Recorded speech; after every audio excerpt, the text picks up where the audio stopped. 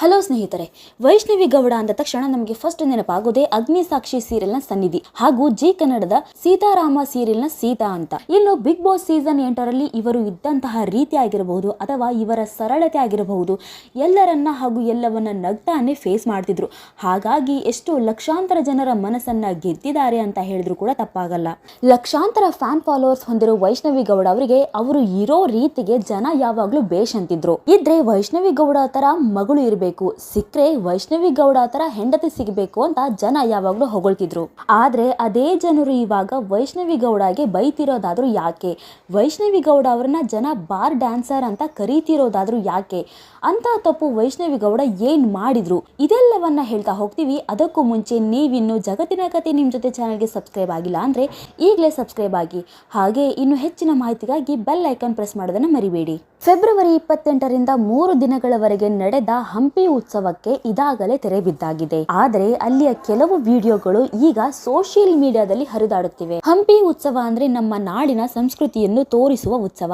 ಕರ್ನಾಟಕದ ಜಾನಪದ ನೃತ್ಯಗಳು ಮತ್ತು ಜಾನಪದ ಸಂಗೀತದ ಶ್ರೀಮಂತಿಕೆಯನ್ನು ಪ್ರದರ್ಶಿಸುವ ಅದ್ಭುತ ವೇದಿಕೆ ಅಂತಾನೆ ಹೇಳಬಹುದು.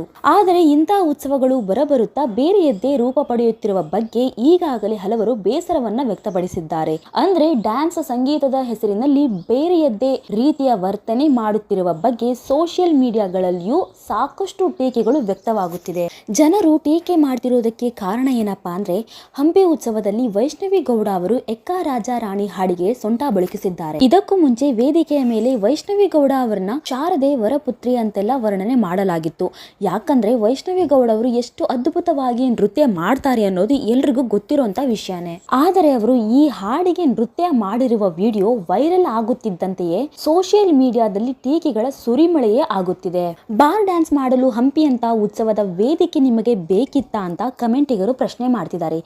ಎಲ್ಲಿ ಯಾವ ರೀತಿ ನಡೆದುಕೊಳ್ಳಬೇಕು ಎಂದು ನಿಮಗೆ ಗೊತ್ತಿಲ್ವಾ ಅಂತ ಕೂಡ ಪ್ರಶ್ನೆ ಮಾಡ್ತಿದ್ದಾರೆ.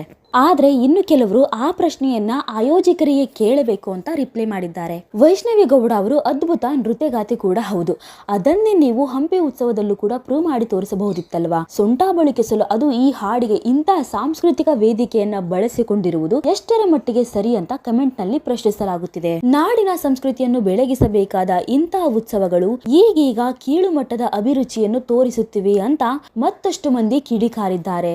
ನೋಡುದ್ರಲ್ಲ ಸ್ನೇಹಿತರೆ, ವೈಷ್ಣವಿ ಗೌಡ ಅವರು ಮಾಡಿದ್ದು ಸರಿನಾ ಅಥವಾ ತಪ್ಪಾ ಅಂತ ನೀವು ಕೂಡ ಕಮೆಂಟ್ ಮೂಲಕ ತಿಳಿಸಬಹುದು.